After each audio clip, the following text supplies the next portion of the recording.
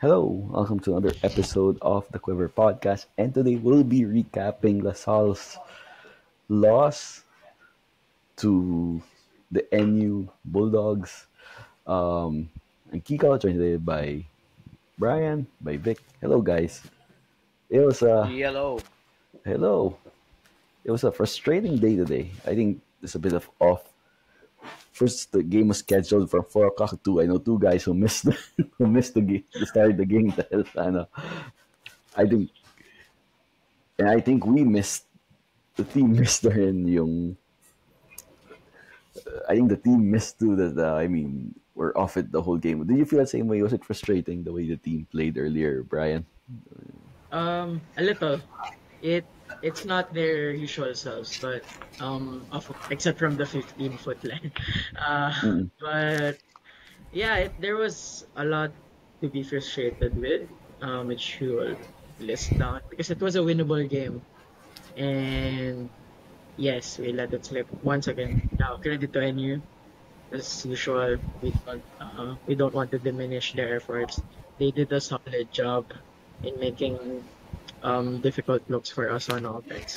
And the way they force their turnovers, parang bumabalik yung sinabi ni Vic eh.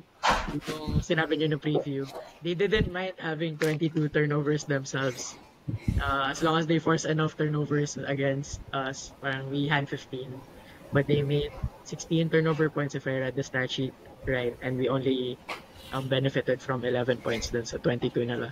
So that tells us that kind of team Bulldogs are, diba, Vic? I think sa akin mas frustrating how we played defense in this game. Kasi Mm. parang it's been how many years now na every time hawak ni Palasielo or ni Padrones yung bola sa low block, we always have to meron tayong scheme dapat sa kanila. Parang rather than playing straight up or honest defense, there's always a special set of defense that we need to do. Kasi parang pagka ganun, di ba, parang sa akin is that if we're having a tough time once they get the ball in the low block, maybe it's time na medyo pahirapan natin silang tumanggap ng bola. I think that's where I'm coming from. Parang kasi right yun nga, parang kanina we got parang alam ni NU na we will double every time those two guys get the ball in the low block. So parang it's like clockwork kanina sa kanila how they move the ball off those double teams that we're doing. Alam nila saan nila ilalagay yung bola for them to be productive on those possessions. I think save yung turnovers naman really hurt us nung second quarter eh. But yung perimeter points ni NU really came off their ball movement once our defense collapses eh. Either pag sumaksak si Jake Figueroa or if Padrones or Palasielo gets the ball in the low block. Hindi siya Omer Jan is hindi siya factor para sa akin. It's really those two. Yung dalawang big boys ni Enyo talaga yung nagpapahirap sa atin. So, yun. Oh, Tingin ko we room fell for into room their for we fell into improvement. their hands rin eh. Na Yes. whatever look we threw at them, they were ready for us eh. Parang you guys, it's pagdating sa NU, it's always been a struggle for us. Past 2, 3 years, even in the off season. Pag may pagka-kontrapedo si NU sa atin, they're always struggling against those games. If we didn't lose, remember last season, if they didn't lose Omar John to injury in that first game, baka natalo pa tayo doon. Second round, when it was nearly non-bearing for them, we lost that game too. There's something about this NU and these matchups that gives the struggles. Is that how you feel, Brian, Rin, about sometimes it feels that this NU team has our number, the Jeff Napa has our number. The results would show. And yeah, also the complexion of the game. Like what Vic said sa Quickie, diba? Even when we had Kevin among our ranks, it hasn't always been that smooth sailing. Yes, I remember when we won the championship, we also had that overtime game against them. And then I was so surprised, pleasantly of course, when we handily beat them nung Final Four. Parang sabi ko, that Mm. wasn't supposed to feel that easy. I think that's the most comfortable game we've played against them in recent memory. Also, yan Baclan's last game for NU, by the way. Mm. baka, baka may dahilan. Di joke lang. Pero yun, I think NU is really prepared and the way they set up their team. It reminds me of the UST volleyball team playing against LaSalle. Parang ganun eh. Parang they are setting themselves up to be strong against a particular lineup and maybe it's the LaSalle blueprint they're trying. Especially remember Coach Shot, Coach Glenn are with NU. Maybe there's that mindset Lahat ng there. officials nga sa lista. Isa ba yun? Exactly. Sana may ganyang effort din sila sa UP na hindi ko Yun masyado man. nakikita. This year medyo nakita natin eh. This year parang suspect. Ewan ko, medyo na may switch sila. I don't know kung sino may flicker no switch. Let's not name names. And to Vic's point, to think na contain lang si Figueroa to about 5 points and being their main guy, it was really si Steve Nash Enriquez, it was Francisco with their 3-point outside shots na pumatay sa atin kanina. So, is that how you saw it too, Vic? Oh, yeah, they are even si Humamoy din naka isang tres kanina off our zone when our zone relaxed eh. But Francisco and Enriquez's threes came from ball movements ni NU eh, na we failed to recover properly, especially yung last three ni Steve Nash na si Earl yung Yeah. dumobol, si Earl pa yung nag-recover. Doon medyo, I have to be honest, medyo frustrated ako on that play kasi ang layo na ni Earl para mag-recover eh. Double siya down low tapos siya pa yung babalik doon sa shooter. Ang layo eh. There's a for me that's a significant distance already for Earl to recover. That's too late of a recovery defense. So yung mga ganong detail, yun yung mga those are the details na sana ma-polish na, like for isa pang instance. The ball was swung from side to side kanina kay Paul Francisco for an open three. Yun, that's another room for improvement for us sa mga next games natin na we had to double again or meron tayong special defensive coverage that we're doing. Yun, once the ball moves from one part of the court to another, dapat I think we NU is the bigger team, but I do believe we have enough speed and athleticism to match that up. So Yeah, and ball in flight, pag ang bola is moving from side to side, I do believe medyo to be honest, I'm confident that we should be able to recover. Parang kahit igalaw yan east to west, naka tapat-tapat pa rin tayo at the end of the day kasi I do believe we're quick and athletic enough to match kung nasaan yung bola para walang open perimeter shots. Dapat yun yung dapat. That was my expectation going into this game if we're going to play zone. Yun siya. yeah, and I'm thinking that we started this game with si Phillips. And we went small ball na si Earl, JC, Goliena, right? Luis Pablo was off the bench. And that worked. We had a good first quarter, pero the game got away from the second. Brian, go. What are your thoughts? Yeah, I wanted to ask kasi I wanted to focus on those two big threes niyo. And when I noticed that Palacielo double, diba, the pass to Steve Nash was straight, simple, short. I was observing kasi no first half, especially the first quarter where we actually took the lead, diba? We were sniffing some of their passes because we were making their passing more complex. Whereas I think those backbreaker plays, yung kay Francisco, it was a Figueroa kick out when three of the players collapsed when Tatlo he yun eh. drove to the paint. Mm. So it was too simple kasi bukas na bukas si Francisco and no one else in the passing lane to make Figueroa hesitate to go to Francisco. All he had to do was a simple, this time not so short, but alam mo yun, galing dish lang. As long as you put the simple passing weight to Francisco, he had 2 seconds to really compose himself and get that three. Nakakuha pa siyang contact kay Knight, which was justified. It was a foul. So, yun, parang, I think there were moments in the game where our defense made it difficult for NU to execute. But the problem is when it dropped, when NU found it easier to play simple basketball. I think that's where they really made a dent sa laro natin. Bright, iyan ako lang kick, sorry. Yung kay Francisco really hurt kasi parang tawag dito.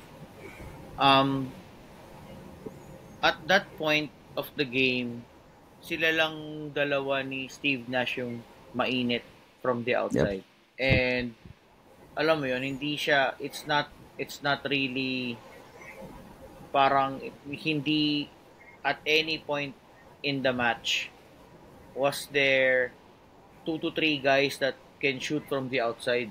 Kumbaga, yung play na yun, alam mong nandun si Paul to take the 3. So parang dapat meron kang self-awareness no where to locate those guys na okay, itong andyan si Francisco. So bahala na muna kayo diyan. Aabangan ko yung kick out pass dito. Parang ganon. And what happened was lahat tayo nakaklag sa paint and he was all alone. Parang pwede pa siya nun magkape actually sa sobrang free. Sobrang luwag ng space nun eh. Pwede pa siya mag-quickie. Pumila siya sa concession stands. Pumila muna siya sa concessions. Nakamuha siya ng mga So yun lang. Yun yung mga I think it will have to be discussed during game review. So medyo glaring yung mga lapses natin sa mga defensive details kasi I think na banggit ko naman na to. Expected kung mahihirapan tayo umiscore dito sa game na to kasi magaling si Enyo umano dumepensa. So I was just expecting na yung points natin should really come from stops and transition baskets. Yun yung we're not able to convert yung mga turnover points eh. Wala tayong ganun kanina. Yun yung inaasahan ko talaga sa game kanina and once na medyo nahihirapan din tayo maka-stop sa kanila. So yun, medyo it really felt NU and it really had to be a long night. Parang ganun siya. It really felt that NU and Gent Nafat came more prepared this game. They would do the right adjustments at the right time. So it's really credit to them. Offensively, guys. I know we've been saying we have seen a more balanced team. We've seen the wing step up to the Earl, to the JC with the absence of Kian and Mason. But I felt this is the game where really messed them on the offensive end. NU would guard was in the perimeter where they would yung handoffs natin with Jacob. They would know how to cut off, know where the ball is going. I thought if we had like a Spitfire like si Kian to make it more unpredictable, or si Mason to stretch the floor, that might have changed the dynamic of the offense ran earlier. Less stagnant, less predictable. So for the first time in about 4 games, I thought that I missed those guys. Do you guys feel the same way? How about Brian? Yeah, it shouldn't be downplayed. Ito yung sinasabi natin na, yes, we like the evolution of the team. More balanced, more unpredictable. Of course, that's why we wanted Mason in our team. That's why we wanted Kian in our team. You want to have different approaches to games, and it showed also in our preseason games against NU. These guys can come up clutch. Kian played well in the first quarter of that NU game in the first round. So to me, parang we could have used him today more than Jacob. May mga ganong games eh. It's not always going to be Jacob. May mga games na baka mas okay si Jacob maging 1A. May mga games na si Kian. So there's that debate. And yeah, the simple answer is yes. Of course, they will be missed. But that's the reality now. We cannot really call on them anymore So yeah, I guess yun yung answer ko. Vic, Sa akin more than anything ako kasi let's break it down kasi palagi naman nating ano dito for the past few games ang strength natin nasa wings. So kanina medyo I'm okay with JC really not stepping up that much in scoring kasi medyo mabigat na yung trabaho niya guarding Jake Figueroa who all we know is very ano rin siya very very very dynamic player at this point sa liga natin ano compared to the previous seasons and JC did his job. Sobrang na limit niya yung contributions ni JC. I missed EJ kanina. Goliana, I miss his offensive production kanina. Earl step up big time. Doy also, medyo ano si Doy kanina. And you also did a good job stopping hirap siya. Magbabala ng bola. Si Doy. Yeah. Hirap na si Doy kanina. And his outside shooting was, they were markado siya. Yep. So that's where papasok si Boris. So I felt like if Boris was there kanina, I felt like mas makakapag-ambag siya. I think na kay Boris yung mismatch kanina. Ayun, so if Boris stayed in the game, especially with the run that we're making, baka hindi pa ganyan lumaki din yung lamang nung second half. Kasi mga under 4 minutes pa nangyari yung incident kay Boris kanina, parang 3 minutes something. So kung nagstay si Boris, I felt like the game would have gone differently pagdating nung second half. Kasi for sure, tingin ko makakapag-ambag siya dun sa missed offensive production natin with EJ and JC. Oh nga. So I guess we can focus on that part now. Because that's very crucial when that disqualifying foul was called on Boris, we were down 4 and a half balloon to 12. So to recap the incident earlier, it was coming for dead ball, tama, di ba? Dead ball situation. Yep. Timeout. Tapos ano siya, pwestuhan. May initial motion from Omar John. This Boris responded with a parang closed fist na shove off. Hindi ko alam kung closed fist or elbow. Hindi ko pa rin masyado makita. Initially, it looked like an elbow to me, but sabi nila closed fist. Pero sige, let's give him the benefit of the doubt. Naman si Jai Reyes is top of his game as commissioner. So, let's not doubt that yung ano. Lalo na, Lasal Ateneo coming up. Oo. Kailangan, syempre, ano yan. He was then called for disqualifying foul. It was reviewed and still confirmed by the referees. Sige. First, we all knew si Omar John took a page from the Mick Pinisi School of Acting from that. Yeah, definitely. Diba? Nag-CR ako, doon lang siya nahulog after niya ma-foul. Nag-CR pa ako, tapos doon lang siya nahulog. Brian, did you agree with that call earlier? In the referees? Okay, syempre, the funny thing when that happened, I was taking a photo of a friend, so I got to meet afterwards. So parang ako nakita, what happened there? Why is he suddenly down?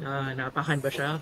So that's how it looked at first. I think he was holding on, not initially abdominal area. Parang he's trying to make himself look as hurt as possible on the floor. So parang ako, I was worried. Was it a knee? Was it an ankle? Was it that? No, I was sat close to the Lasal bench when that happened. So parang ako, ano yun? And then when I saw the video, parang, okay, there is that coming together and yun nga. I think what undid Boris here was that unnatural swing. And I keep commenting about this nung sa injuries na Mason and Bigla Kian. Once you do an action that doesn't look natural in the swing of things, madali talaga siya lagyan ng interpretation of intent. Kasi it's not something that it's not something that would be in the flow of your body. kung kunwari sana nangyari that nung naglalakad siya tapos parang tumayo lang siya and then kung meron man tumama sa katawan niya whatnot, maybe that would have been less of a reason to say it was an act of violence. But the moment he um, made himself more look guilty with what he did and with the reputation siguro among the referee circles, Voris sometimes gets himself in trouble for the sweet nothings and whatnot, both off-season, on-season. Syempre, I think may ganyan ding aspects we cannot ignore that. So, ultimately, I think that's what really happened. I don't think that the action reflects the impact on Omerjan, but yes, I will also say, like what I would say if kalaban natin, if let's say it was Paul Francisco would do this to Bright Noanco, for example, then I will say the same thing. So we have to call a spade there. Tapos, siguro Voice just didn't cover himself in glory and retaliating. Yun nga, like what you said earlier, and you got us where they wanted us to be back. So that's an example of that, and maybe that's the game for me. If you Ikaw, Vic. Yes, I agree that it was the correct call kasi wala eh. From what I've seen sa replay kanina dun sa screen, dun sa big screen natin sa The Cube, di ba? The Cube. Yung syempre kailangan mo promote yung sarili mong produkto. The Cube. Based sa nakita ko naman dun kanina, it was the correct call. Pati especially I think ano rin to eh, we have seen this already sa Netflix documentary ni sinong referee to, si Tim Donahue ba to, tama ba? Parang Tim Donahue. Sa opinion ko, si Voris meron na marka sa mga reps yan. So they will really be scrutinizing every little bit of a move or antics that he will do. Kasi markado siya sa mga reps eh. So kanina parang even if it's a small nudge or whatever, ano yan, pwedeng palakihin talaga ng mga reps yan eh. And I have to give kudos kay Omar dyan na nabenta niya yung contact na yon. But I think sa akin is that ang pangit lang talaga tignan how he reacted on the contact. Kasi hindi ko alam to maybe kung meron magko-comment sa atin na medyo familiar with the officiating. I'm not too sure if sa ganun ba kahit sabihin mo close fist pero ang pangit nung reaction ng tao, do you really have to call a foul on that one? Hindi ko alam eh kasi baka yung mga natin kasi may layer akong tanong dyan eh. Ni-imagine ko, paano si John Gomez yung gumawa ng kay Omer dyan? Mas believable ba kaya na tumbas siya? Pwede, di ba? Pwede. Di pati ano nga eh. Yung sabi mo, Vic, na merkado na eh. Si Voris. Sa akin is that if you call something on Voris, I think it's proper also to call something and hindi ko alam, warning for faking a foul or something like that kasi definitely he faked the contact. Sobrang faking a contact. Para siyang si Mick Pinisi kanina eh. Alam mo yun?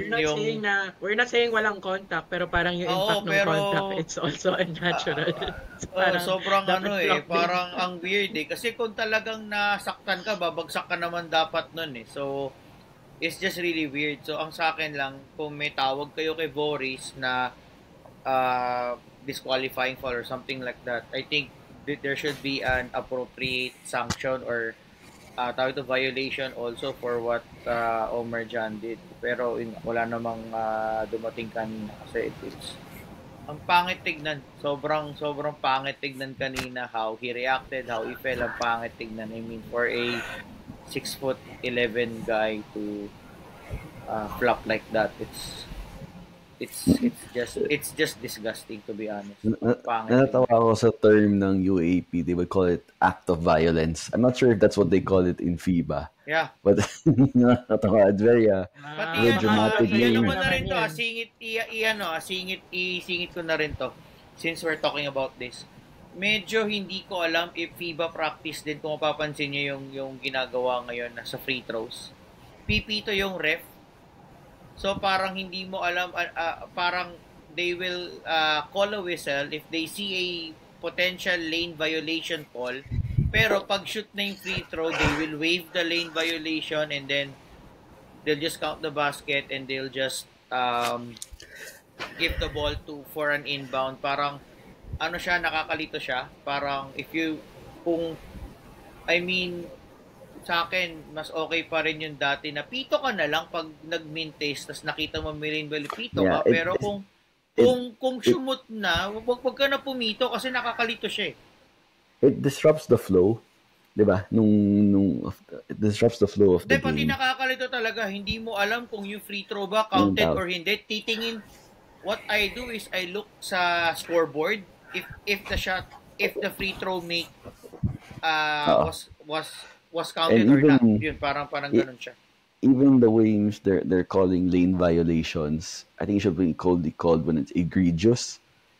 And now when both teams are doing it, it should be called on who's doing it first, and it should be egregious. And those are things that add up to this game time. I know it's a different topic. But the length of reviews, it's a simple review. These lane violations, I think it's adds to the frustration of officiating. And going back to that point earlier, I know Warriors should have done better during that. He should have been better during that sequence. What I'm thinking is seeing how games in the past have been called. We've seen Jel Santiago run into Mason. We've seen Lian Lingo run into, di ba, yung kay Kian. And we've seen incidents kay Fortea, same player Jello. We've seen incidents with Ateneo, also with Jel Santiago. I think, as a referee, if that's the standard of length where some of these plays, you did not throw out that player, that you're showing us it should be a last resort to disqualify a player from the playing court. But it should be a last resort na bawasan yung player isang team. So in a crucial 1 versus 2 matchup like earlier. I just wish they'd be more consistent, diba? In the way they officiate these certain situations. They could have given a flagrant foul to Voris without disqualifying if that was the standard they've been showing in the previous games. I understand why it was called. Agree. Diba? Agree. Yeah. Diba? Agree. Pero kung ganun yung ibang tawag, flagrant, do you have to disqualify him for something like that? Especially the way with Omar John reacted. So I think there should be a bit more common sense. Yun, Kicks, Diba? na dali mo.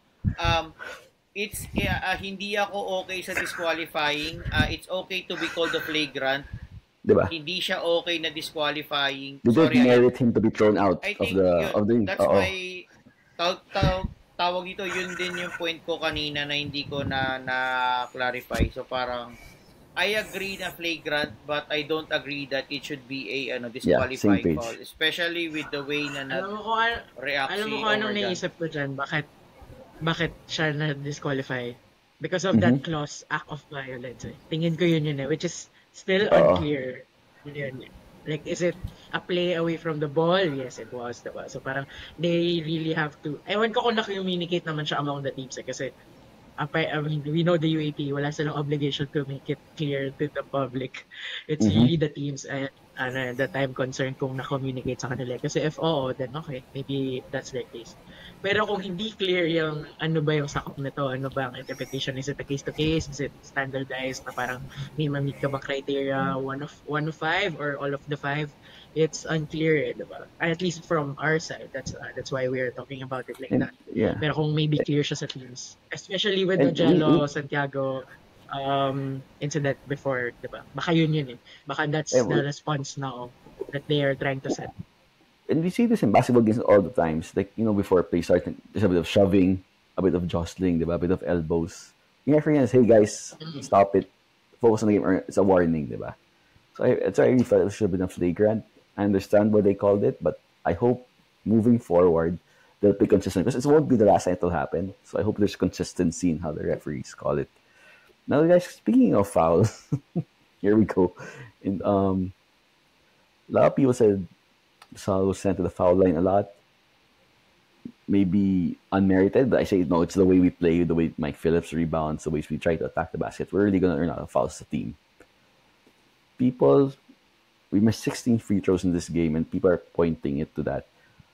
we've always said that, yes, it is a factor, but it's not the only reason we lose these ball games. And I think it's still the same case. I think it's oversimplifying the results-based analysis of this ball game by putting it solely on free throws. Say, if you make 16 free throws, you win the game. The math. There are other things we could have done better. It's not. I know it's the math. So it's not getting sa math, eh. But there's a bigger picture to it, and why we lose ball game. It's not just free throws. Vic, is that how you see it too? Unfortunately, sa game na to, hindi. On the previous games, parang yes, yun yung tinitignan kong um, statistic. But for this game, mas nakatingin ako dun sa how we, how we really played, tawag dito, defensively. Kasi Ako rin eh. ako yung difference ng score ng NU, yun yung mga breakdowns natin every time we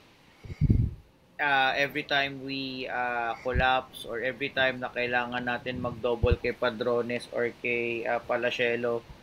Yun yung mga breakdowns na yun yung mas doon ako nakatingin kanina more than the free throw. Siguro yung free throw misses nanghihinayang lang ako on the part na kasi naghahabol tayo.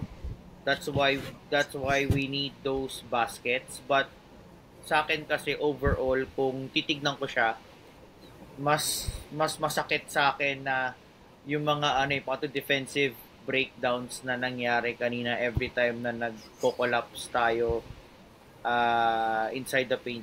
Doon yun yung mas masakit sa akin. Plus yun nga, I really felt like medyo na-miss ko talaga si Boris yung kanyang offensive production kanina, na kasi since EJ was off kanina, and I medyo malakas yung pakiramdam ko na Boris will pick up that slack. So important yung production niya sana for me kanina kung hindi siya na eject sa game. Ako yun talaga, hindi ko masyadong, to be honest, hindi ako nakatingin dun sa 16 free throw misses kanina. It's really how we played the game kanina. It's frustrating, but for me, it's parang fact of life na yan eh. There will be days I'll be struggling with their free throws more often than not, with Mike there, diba, with the way he shoots. So I think it's about finding other ways to offset those missed free throws. And that's what Vic said, doing the right things on the defensive end, on the offensive end, being more dynamic in that way. How about you, Brian? Free throws. I think it's the timing. Kasi diba, one free throw miss. Sige, kung gusto natin pag-usapan yung free throws, here's one for me. And I'm not gonna say it in wholesale. Aside from the fourth quarter free throws that we missed, na nanghinayang sa bit, I share that feeling. Kasi obviously, when we brought it down to 4, it would have been 2 or 3, given that we missed some free throws. I think from Jacob and from Mike, before we cut it down to 4. Another free throw na medyo nanghinayang ako was that Earl free throw to start the second. Could have pushed the lead to 6. So marami talagang spots of the game, and the moment you make your free throws reliably, consistently, hindi talaga siya maano. So naintindihan ko yung people, both LaSalle fans and otherwise, who may feel like we wasted a lot of opportunities. Kaso the tapestry of the game, the way it's been flowing, you would know that even NU missed free throws, they only made 50%. Oh, yeah. So at the end of the day, it's you expect misses. You can't expect 90%, 80% clips at this level. It's already a big achievement if ganon. And yes, we had games in the season where we shot over 70. And we won those games, diba? But it's not always going to be like that. So we should learn to play with the way, diba? The way the game. There could be games we could shoot 70% and still lose the game, eh? If we still pick up those bad habits, eh? That's what Vic was trying to say. It's not solely on the free throws. By the way, going back to the onward, do we lose? I think, do we lose Voris for that Mayo game? Is that what's gonna happen? If you're disqualified, are you suspended? Mas lalong lumabo yung reason to get suspended, kasi parang ngayon everything is under the review of the commissioner's office, if I understood it correctly. So let's see. Very UAP na case-to-case basis. Very, very. Diba? Gulo. Let's just hope for the best, I guess. I mean, Among Us. But Yeah. frankly, if it's a disqualifying foul, I'm not gonna be Medyo surprised ano if yan, there is. Yeah, medyo based huge. on Huge blow precedent. siya. Uh, yeah, so we'll discuss it on our Ateneo preview on Wednesday. But before we look at the bigger picture, guys, at this NU game, first, I'd like to thank our partners, si Ibarra Manila, for the support of the podcast. Check them out on social media, on their Instagram, on Facebook, or at the DLSA office. Buy an environmental watch, and part of those proceeds go to helping DLSU athletes. Okay, guys, this game earlier was supposed to be a big, crucial game for us. It was really a chance to tie NU at first. Now NU's starting to pull away a bit. It's ahead, and we're going to the pack between UP at 3 losses, with UST, us, Adamson, Ateneo, FU is there. Looking at the season, guys, and where we want to be in those twice to beat spots. Vic, were you a bit disheartened by the loss earlier? It was like a missed opportunity that we should have seized.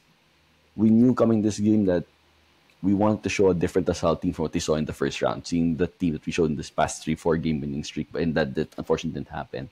Are you disheartened with the result, or there's still something to be positive about there in terms of our goals? Actually both. Malungkot kasi for me it was a winnable game. Hindi naman siya yung talagang ano. Sayang yung opportunity, but I think the positive thing there about it is yun nga, when you watch the game again, when you do film review, madami kang makikita na rooms for improvement that we can probably use as the season goes along. It's still a must-win situation for all of our remaining games. And I think sa akin is that wag muna tumingin sa effects. Alam mo yun na if we will tie this, we'll have a virtual best of 3 scenario, blah blah blah. Ako personally, ayoko na munang, I don't wanna look forward into it kasi it doesn't make sense to think of those things and you're not winning games. Kumbaga sa akin right now, just win. Just win. Just win this game, win the next. Yeah. Dahan-dahan lang, and then let's see what happens to us at the end of the elimination round, kung anong magiging implications, ano yung mga counter scenarios sa kanya. Because of the way we've played, the games we've dropped, we don't have that luxury anymore of looking at scenarios and seeing everything with, diba, rose-tinted glasses, they say. We just have to do it one game at a time.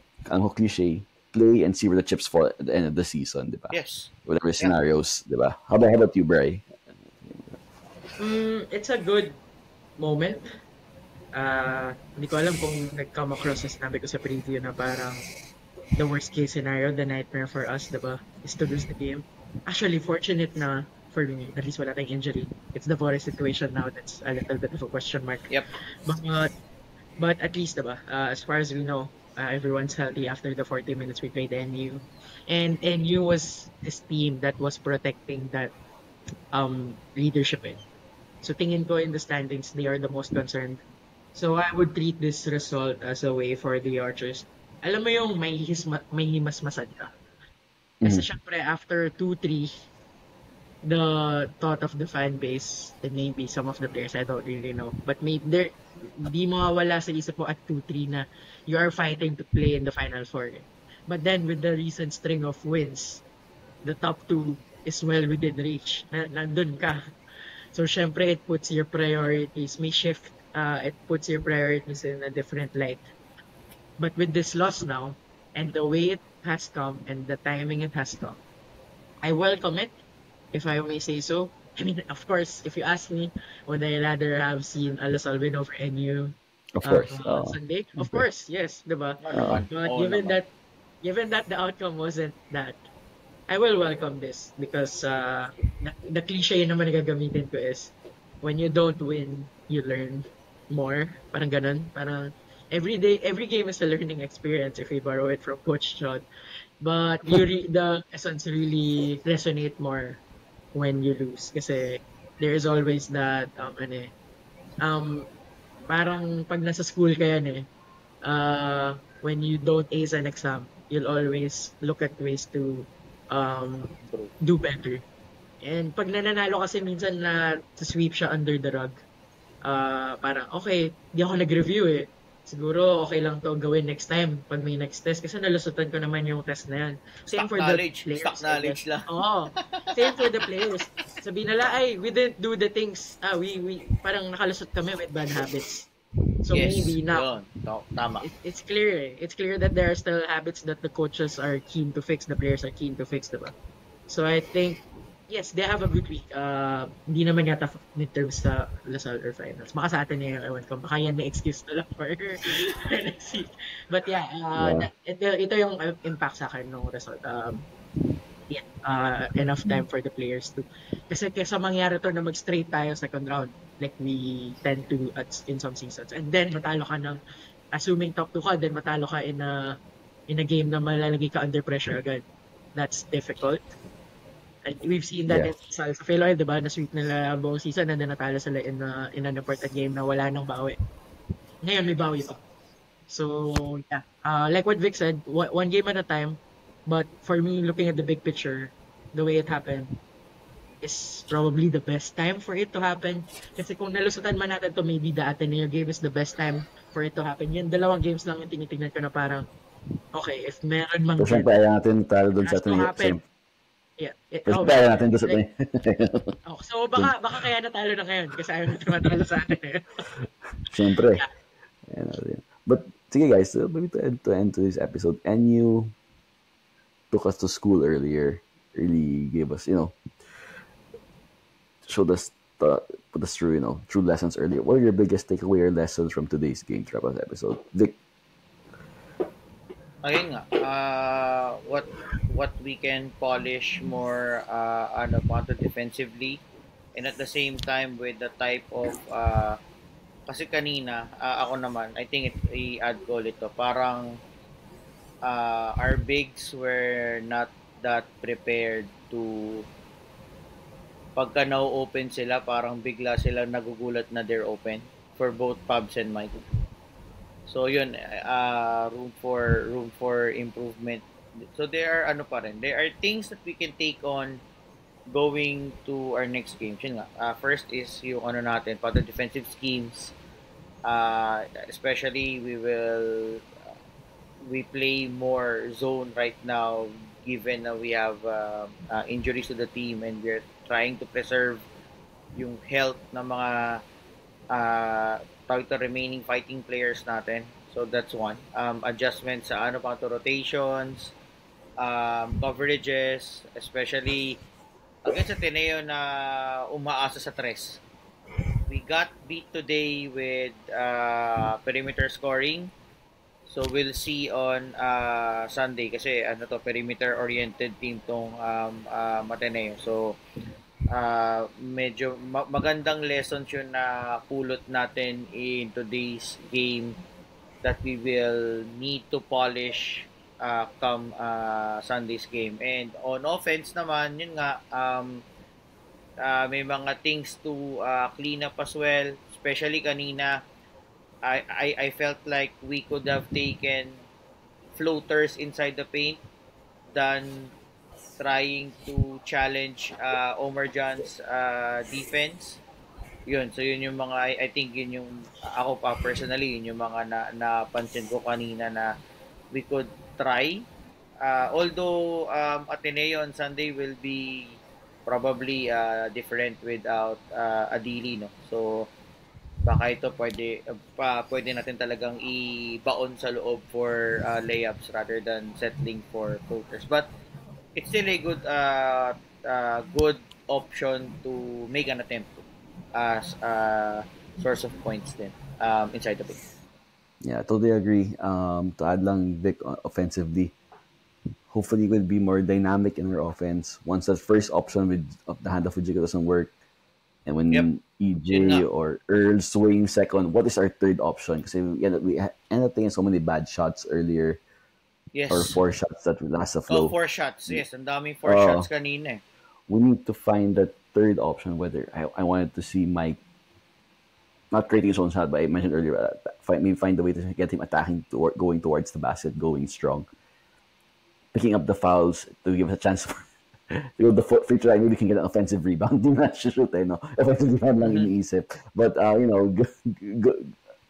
finding other ways to attack the offense so we're not stagnant, we're not relying on Jacob to create his own shot and make magic for us. Kasi a team like a smart team with a coach like Tab will find a way to plug those holes for us. Yeah. We have to find a way to, make our offense more dynamic. It's only that's something you can see on Sunday. How about you, Brian? Biggest lesson learned from this loss? Siguro, drawing inspiration from how NU played. Like what I mentioned kanina, the back-breaking plays they made came off simple passing. So we had 15 turnovers, and you made it difficult for us to connect some of our passes that, alam mo, marami tayong passes kanina na nababasa rin nila eh. Yes. Because we try to look for, alam mo, di ko alam kung they, instead of looking for the closest guy, they try to look for the open guy, and sometimes that's what the defense would view, and we are playing to their Ano hands. yan, Bray eh? And Binibait i-ano ko tayo lang ng konti. Ano yan, Bray? In ano pa to the defensive parlance, you would always try to cut the nearest passes. You would want the farthest pass para there's always room for interceptions Maka-recover yung defender mo. or interception or ano pa to deflections.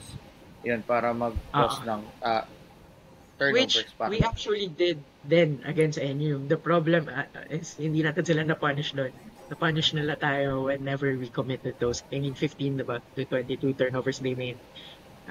It felt like tayo yung may 22 turnovers, and it felt like NU yung may 15 turnovers. Yeah, so yun yung lesson sa akin. Spacing yun eh, I think. Tama ba, Vic? If you space the floor well, you'll have better passing blocks. Hindi ka magsasettle for those risky cross-court, or maybe yung papatay mo yung dribble mo and then maipit ka sa double, then it will force you to make a less educated pass as compared to, let's say, if you're in better command of the ladder.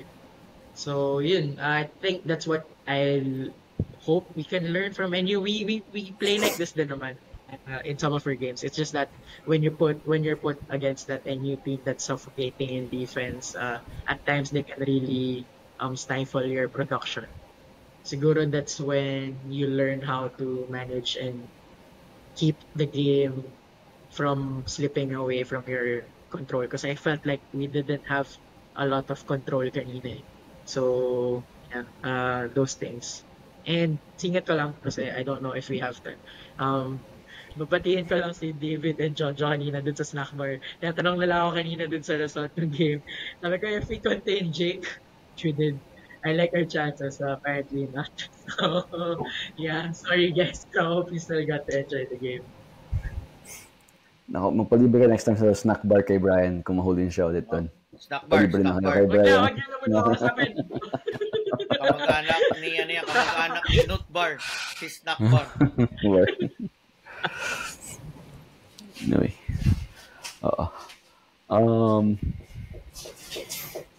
Any other thoughts, guys, for today's game before we... Ikaw ba? Kickoff, additional lessons. Baka hindi pa kami nabanggit. This is the offensive end. I guess being mentally ready during those times na I feel like and you'd always have the cushion, they'd always pull away a bit. We have to learn how to make those key baskets come out mentally in those times rin eh. So hopefully it's in a big game. Ito na yung next game. We'll be ready for that. Doesn't get any bigger than anything, diba? Especially now so we'll talk more about it on the midweek, diba? Yeah, so midweek we'll have our own. So that's I think a preview episode this Wednesday. Um, they're playing midweek Panoorin muna against. Ay, natin. ano pala? Panoorin muna May, natin how they play against UE. Mm, so good luck to may you. ano pala ako kanina. Ay, sorry. Iano ko lang, singit ko lang. Hindi ko alam tuloy if was it worth it kung nagkaroon tayo ng point in the game kanina na pinagsabay-sabay natin si Pab, si Mike, and si Bright. I Hindi actually ko never saw alam, that. hindi ko alam if would that help. Kasi remember, nung round 1, towards the end of the first half, 'di ba nagkaroon tayo ng ano pa to kombinasyon na 6-0 Mason, rin. Pabs, tsaka si Mike, and it made us more defensively strong sa zone, and then allowed us to score baskets din. So yun lang. Bigla ko lang I mean, was it worth it? Well, hindi ko rin alam. To be honest, siguro pwede sana sinubukan kanina, but I really don't know how ano yung maging effect. Yeah. I mean, something Panisipan. to ponder on siguro. For a team, kay Bright, no? For a team like NU where we were outsized, do you felt we could have used Bright more earlier? This is the last topic for today. Your, Naman. Par Yeah. Naman. I think useful talaga. At least we saw his impact kay Akowe and kay Precious to a degree, diba? parang I see the way Topex yun parang pili eh. Certain situation na siya nagamit ni Topex eh. And more pang reliever lang kay Mike to give him a breather. Parang he doesn't have kasi that ano full din eh, may that full role eh.